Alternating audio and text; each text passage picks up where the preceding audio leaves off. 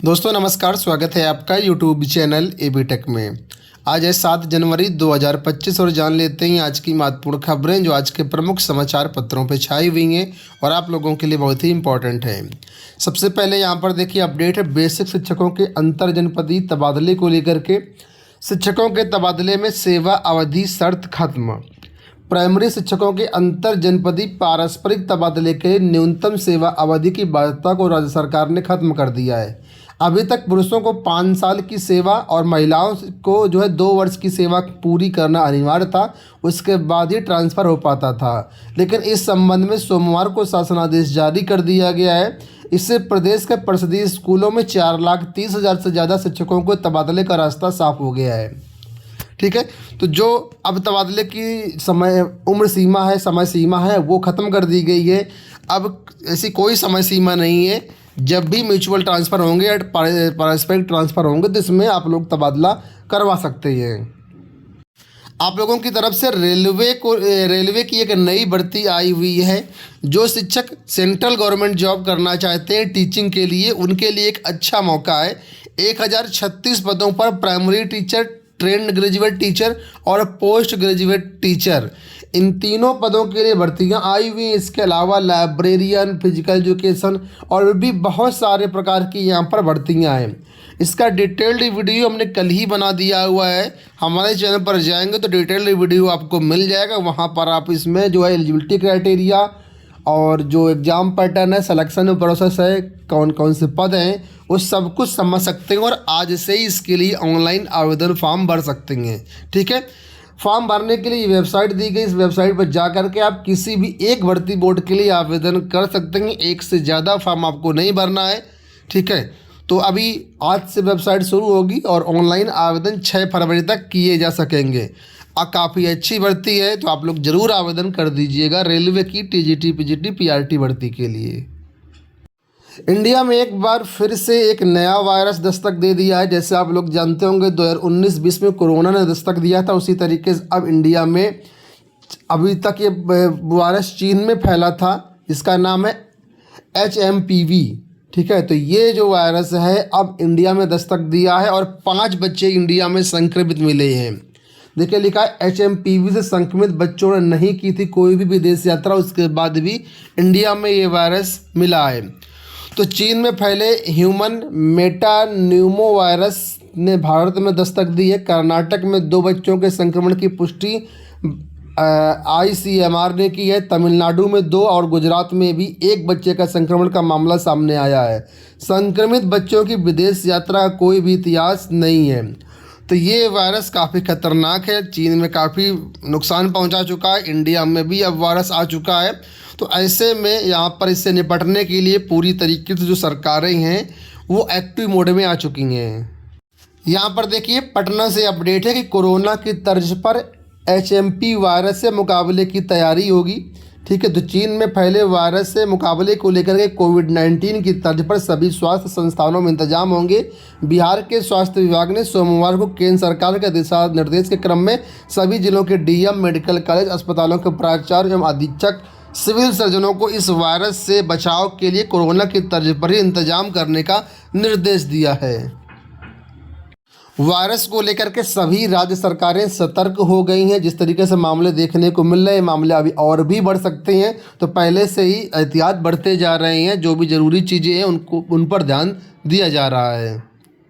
कल इस वायरस के चलते, क्योंकि कल ही ये वायरस के केसेस इंडिया में मिले हैं, इसको लेकर के भारतीय शेयर बाजार 1250 अंक तक सेंसेक्स जो है टूट गया। 78,000 से नीचे सेंसेक्स बंद हुआ। निफ्टी में भी 388 अंकों की गिरावट देखने को मिली। ठीक है, इसके अलावा भी कई अन्य कारण जैसे कि विदेशी निवेशकों का लगातार निवेश, डॉलर के मुकाबले रुपए में गिरावट, एशियाई बाजारों में कमज़ोर रुख, कंपनियों की आय को लेकर चिंता, तो इन सब को देखते हुए कल भारतीय शेयर बाजार काफ़ी ज़्यादा लगभग 1.5% से ऊपर लुढ़क गया। यहाँ देखिए अपडेट है कि शिक्षकों, शिक्षा मित्रों को राज्य कर्मचारियों की तरह मिले कैशलेस चिकित्सा सुविधा। उत्तर प्रदेश बीटीसी शिक्षक संघ ने प्रदेश सरकार से परिषदीय विद्यालयों के शिक्षकों व शिक्षा मित्रों को आयुष्मान कार्ड की तरह निःशुल्क चिकित्सा सुविधा उपलब्ध कराने की मांग की है। संघ ने कहा कि शिक्षकों का सामान्य तबादला सालों से नहीं हुआ है, परस्पर तबादले में अपेक्षाकृत जोड़े नहीं मिल पा रहे हैं, इससे जिलों के अंदर तथा जिलों के बाहर सामान्य तबादले की प्रक्रिया भी शुरू की जाए। तो कुल मिलाकर के इन्होंने तबादले की मांग की और शिक्षा मित्रों को भी राज्य कर्मचारियों की तरह कैशलेस चिकित्सा की मांग की गई है। यूपीपीएससी से अपडेट है कि परीक्षाओं के लिए 19 लाख से अधिक अभ्यर्थियों ने किया रजिस्ट्रेशन। उत्तर प्रदेश लोक सेवा आयोग की परीक्षाओं में शामिल होने के लिए वन टाइम रजिस्ट्रेशन यानी OTR कंपलसरी है। ऐसे में अब वर्तमान में OTR की संख्या 19 लाख के ऊपर पहुंच चुकी है। सम्मिलित राज्य अभियंत्रण सेवा परीक्षा 2024 के लिए आवेदन की प्रक्रिया शुरू होने के कारण OTR की संख्या में तेजी से वृद्धि हुई है। यूपीपीएससी की किसी भी परीक्षा में शामिल होने के लिए OTR अनिवार्य है। OTR नंबर प्राप्त किए बिना परीक्षार्थियों के आवेदन नहीं स्वीकार किए जाते हैं। तो सहायक अभियंता के 604 पदों पर भर्ती के लिए ऑनलाइन आवेदन शुरू होने से पहले OTR की संख्या 18,86,000 के आसपास थी, जो अब बढ़कर के 19,41,000 तक पहुंच गई है।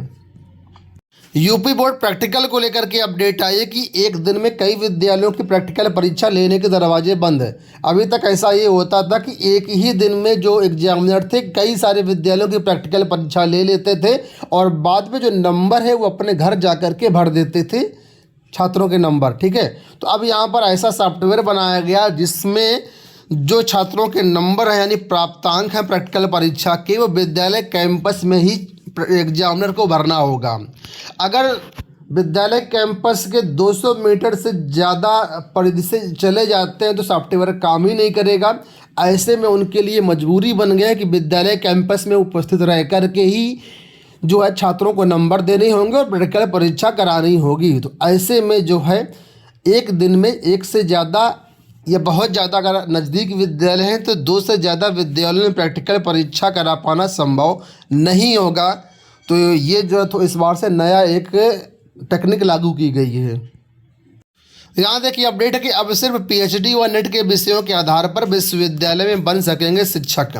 देश भर के उच्च शिक्षण संस्थानों में पढ़ाने वाले शिक्षकों की नियुक्ति प्रक्रिया अब लचीली होगी। अब शिक्षकों की नियुक्ति सिर्फ PhD व नेट के विषयों के आधार पर दी जाएगी। अभी तक विश्वविद्यालयों व कॉलेजों में शिक्षकों की भर्ती के लिए जो न्यूनतम पात्रता थी उनमें ग्रेजुएशन, पोस्ट ग्रेजुएशन, PhD या नेट की पढ़ाई एक ही विषय से होनी जरूरी थी। ठीक है, यानी ये चारों चीज़ें ग्रेजुएशन, पोस्ट ग्रेजुएशन, PhD या फिर नेट, इनमें से एक ही विषय की पढ़ाई करनी होती थी। अगर आपने ग्रेजुएशन अलग विषय से किया हुआ है, PG अलग विषय से कर लिया है, इसके बाद नेट या PhD कर लिया, तो ऐसे में कम्बिनेशन नहीं बन पाता था और इस वजह से यहाँ पर टीचर आप डिग्री कॉलेज या यूनिवर्सिटी में नहीं बन पाते थे। लेकिन अब इसमें नियमों में ढील दी गई है। अब ये कहा गया है कि नई व्यवस्था में उम्मीदवार ने भले ही ग्रेजुएशन या पोस्ट ग्रेजुएशन किसी दूसरे विषय से किया हुआ है, लेकिन उसने जिस विषय से PhD किया है, जिस विषय से नेट किया है, उसी विषय के आधार पर ही संबंधित जो टीचर हैं वो यूनिवर्सिटी या कॉलेज में प्रवक्ता या असिस्टेंट प्रोफेसर बन पाएगा। तो ये यानी कि कम्बिनेशन को ख़त्म कर दिया गया है। आपने जिस भी विषय से नेट किया हुआ है, जिस भी विषय से PhD किया हुआ है, उसी विषय के आप टीचर बन पाएंगे। तो ये एक बहुत अच्छी अपडेट है। बहुत सारे लोग ऐसे थे जिनका कॉम्बिनेशन नहीं बन पाता था, तो सहूलियत उनको हो गई है। दोस्तों ये हो गई आज की सारी सूचनाएं। इस वीडियो में इतना ही। धन्यवाद।